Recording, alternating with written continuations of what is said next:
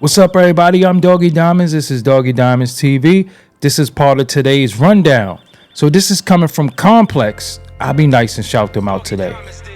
Brian B.Dot Miller says he's not friends with Elliot Wilson and hasn't spoken to him since last year, 2024. What the hell is going on?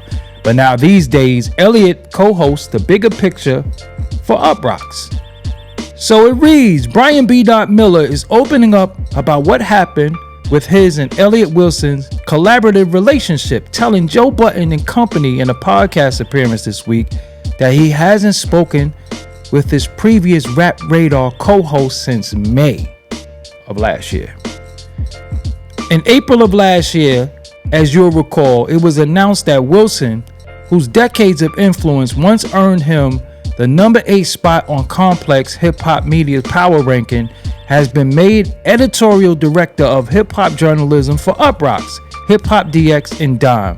At the time, as seen in Billboard, the Uprocks studio deal was said to see Wilson set to continue holding down his role as co-host of Rap Radar with B.Dot. It continues. I thought the terms were fair, Miller said on the episode of the Joe Budden podcast this week, when looking back on what ultimately happened with him and Wilson. I was just ready to get back to work. So that's what happened, and we just became free agents. That was in May, and that was the last time I talked to Elliot. Elsewhere, as seen in the clips below, Miller said he and Wilson are friendly, but not friends in the traditional sense. Elaborating on this, he said they aren't at any level of hitting each other up casually to, for example, grab a couple of drinks. Ellie is a cool guy, B.Dot said. Working with him isn't necessarily the easiest thing to do. It's been fun. We made history. We did a lot of iconic shit. But I think the last year and a half has been exacerbated because of you, Joe Budden. Back in 2023, Budden appeared on Elliot and B.Dot's podcast. B.Dot now points to this moment as a crucial one, saying Wilson has since leaned into what he described as an antagonistic persona. Miller also said he noticed the effects not long after that conversation, theorizing that it could be damaging the work that he and Wilson did together in the past. Ultimately, however, you can't tell a grown man what to do. And you can see the clip below. Joe Budden then went on to call Elliot Wilson. So this is what I want to know. In my opinion, I think Elliot Wilson and B.Dot did some great interviews. I really particularly liked the Jay-Z interview. I thought B.Dot was on point. I didn't know who B.Dot was before working with Elliot Wilson, but he's become a staple in hip-hop culture. And he's, over the past few years, has made this thing called The List. It's been producer list, it's been best rappers list, it's been rapper of the year. And these lists cause an uproar in the culture. I've seen people break down in tears for not being in the list. I'm of course I'm being funny. But I've seen people in go into an uproar of not being on this list. So, do you think that B.Dot is a staple in the culture now because he put in the work? Or did you just recognize him as being somebody because he was standing next to Elliot Wilson? Or did you just not give a fuck about him at all? I want to know. But does this list still hold validity now? Is this list still something that, as an artist, you strive for?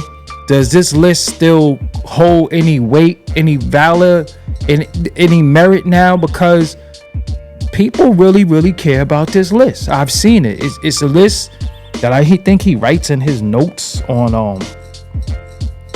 the iPhone and then upload it on Twitter, aka X, and Instagram, and it just goes crazy. Like, I've seen that list cause so much issues and problems and phone calls and DMs and blogs all over this list. So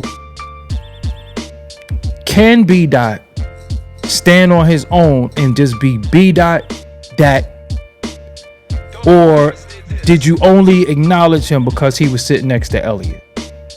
And does the list still count? Now, this is funny because in working relationships, a lot of people don't realize when you work with somebody for a long time, y'all really don't become friends after a while. And sometimes when you friends, the business get into the way. But the thing that bothered me in listening to this thing, Elliot was saying, because you got to listen to it for yourself, but Elliot was saying that the contract ran out and they couldn't get the bag. And he was saying, you know, Joe Budden, you got a podcast network, and Charlemagne has a podcast network, but y'all won't put Rap Radar on your podcast network. You know, that's kind of shocking to me, because I'm pretty sure B.Dot and Elliot Wilson made some good money podcasting. Why don't they put up their own money and do their own thing? Why is it so corporate in this culture with some people that if they're not getting paid, they don't do it? So to me, get your money. Let's not misconstrue that, but that kind of mean you didn't really love it. It mean you kind of did it for the bag. Like, how important is that? Because somebody made a good point on the show that I'm pretty sure shooting, filming, editing is not cheap. I'm not gonna lie to you. It does cost a lot if you have a full production. But somebody made a point. Hey, Joe Budden, that is, was like, yo, sometimes I just gotta get on Zoom and do a show. And somebody was saying, I think it was Imani was saying, do you want to see them go from Zoom, go from what they were doing with that full production to Zoom?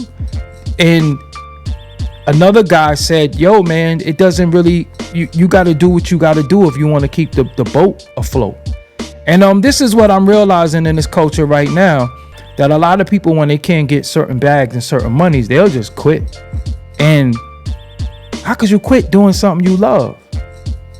You know, of course you're going to get a bag how you got to get it. You need the money, but if you really loved it, you don't find the money somewhere. Like you don't, you know, I've never had a major network deal. Of course, I had a situation with Viacom. Well, it was CBS. It was a lot of companies. They've always changed their name of the company. But I've had that before. Matter of fact, I had the same situation that Elliot Wilson and B.Dot had. And Nori had it as well. That company just couldn't find a way to get the bags to urban podcasts. That's just the truth. So that's why Drink Champs left, Play.it. That's why Elliot and them left. And then I went there later on, and then it was the same situation with me. But I was recording my podcast in the Viacom building like they were.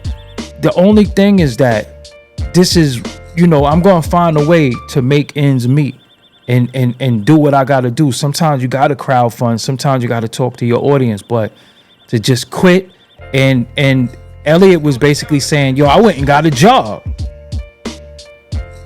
So I don't know, because he works for Up Rocks now. But where did that leave B.Dot? That left B.Dot like, what the hell I'm gonna do? You know what I'm saying? And then when you don't speak to somebody for a year, I get that. So that's not really astonishing to me. But the main point of this rundown is the list still valid? Do you care about the list now? Do he got say so with this list? Let me know what you think. Leave me a comment. Make sure you subscribe and hit that like button. Hit that like button. Hit that like button. Hit that like button. Hit the fucking like button. And watch these recommended videos. You see these two videos over here? Watch those recommended videos.